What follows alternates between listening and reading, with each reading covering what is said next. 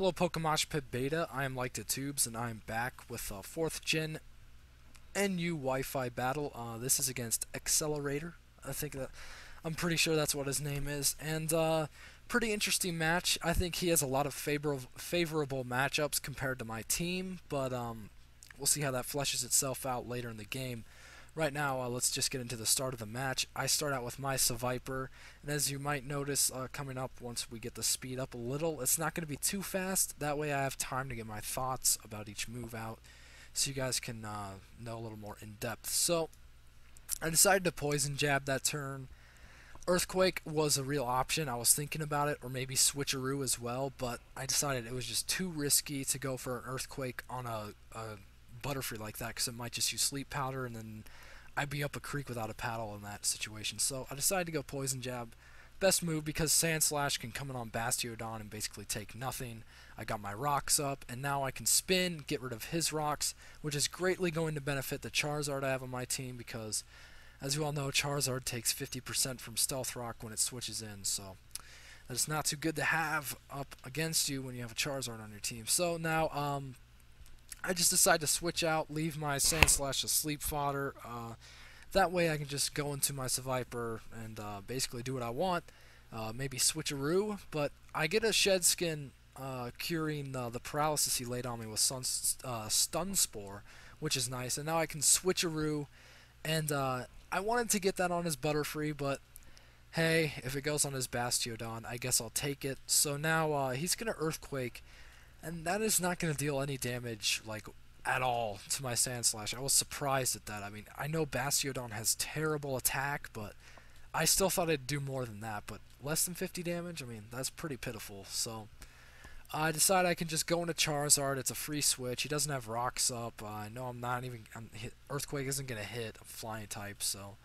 and he switches into a Gastrodon, and I think that benefits me because I can go for Hidden Power Grass, and I probably won't be taken out by a Surf, and he might not even have Surf, so who knows. But instead he decides to switch to Butterfree and then just scout, I guess you could say, what move I'm going to use. And since he didn't get to see Life Orb damage because I didn't hit anything, he might believe I'm choiced. So I decided to stay in, and I'm just going to go for Fire Blast and hopefully deal a number to whatever he brings in. And that deals a ton of damage to his Gardevoir. I was hoping it would use a setup move instead of going for Thunderbolt and trying to take out my Zard, and it does indeed use Calm Mind. So now I think I'm in a situation here where Air Slash can take it out from this range. But I miss, it is 95 accuracy, it's not perfect, so misses are to be expected. That kind of stinks though, because losing my Charizard this early is, it's a huge thing to take, because I know Charizard would have greatly benefited me later in the match, but hey, it happens. So, now I know I can go into Zangoose, though, and easily Revenge Kill with a Return or a Shadow Claw, possibly even a Close Combat. That did cross my mind, but I decided it was in my best interest to just go for Return. There was no point in predicting that much. I mean, if he brought in Bastiodon, it would be cool to get a Close Combat on it, but that was just too much prediction for my taste, and he just sets up his rocks. It doesn't bother me as much at this point because I know Zard is gone. So if I can't spin away rocks at this point, I'm fine with that.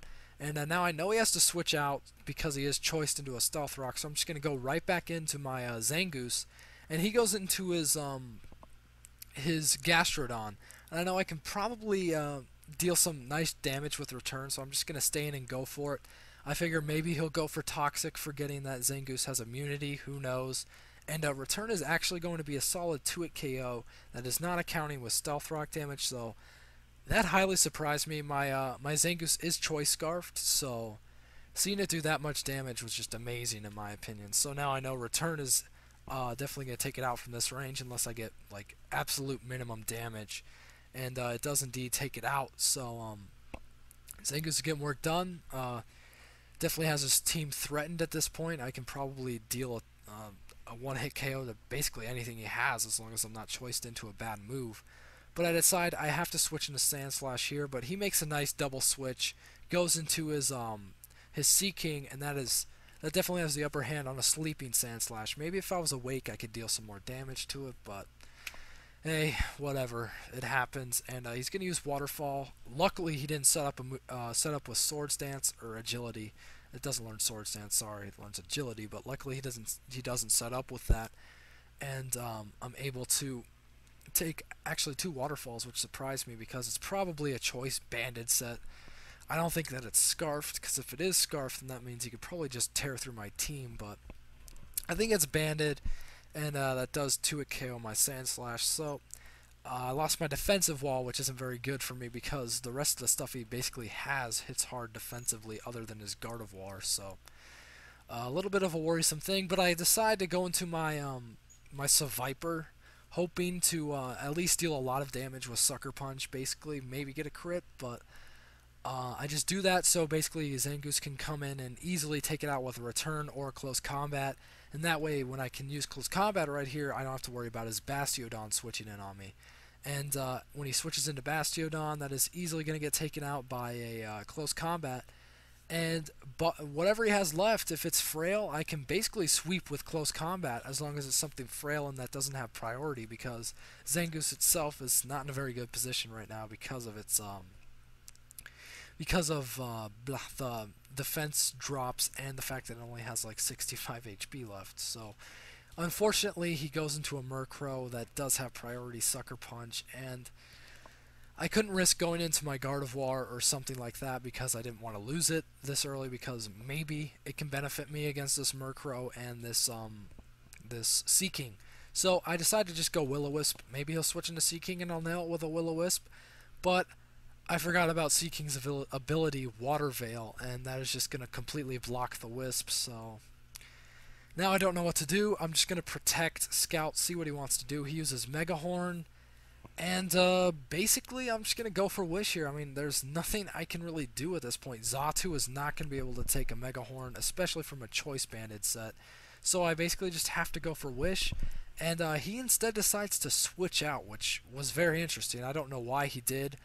I guess he thought my last Pokemon would resist Mega Horn, but it doesn't. It's a Xatu, it's a neutral attack, and it's to a Pokemon that doesn't have the greatest defensive stats, so if he would have stayed in, he likely could have beat me, but instead he decided to switch. Now my Gardevoir is at full HP. Thunderbolt did nothing from his own Gardevoir, so I don't know what it's going to do on this turn. I'm guessing that he's just going to go for damage and go for another Thunderbolt, but instead he goes for Calm Mind, which I was happy about that because that left my Gardevoir at full HP, and that gives me a chance to survive a move from Seaking as long as it's not Mega Horn. So when he brings in Seaking now, he really should go for Mega Horn, but again, I guess the fact that he hasn't seen my last Pokemon is leading him to believe that it's something that can resist that bug-type attack. So now basically he just goes for Waterfall. I have to hope that he doesn't flinch or crit. If he doesn't flinch or crit, I'm likely going to survive it. And I see the damage going down, down, down. I stop at 72. I was so happy. I didn't get flinched.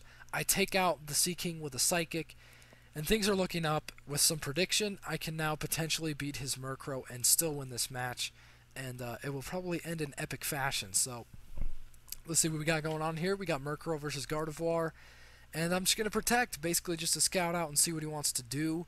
He uses Brave Bird, so that's great because I know I can switch into Xatu, and that recoil damage is just going to add up immensely to his Murkrow. And I see Brave Bird, and I was just, that was just a great prediction on my part. That basically saved the match for me right there, getting that right. If I had got that wrong and he had used some type of attack like Heat Wave or Hidden Power, then I probably would have lost the match, but instead he used Brave Bird. The recoil damage from Life Orb and Brave Bird takes him out. So that was a great game, Accelerator. I hope all of you on PMPBeta enjoyed it, and be sure to check out our channels in the description. So peace out.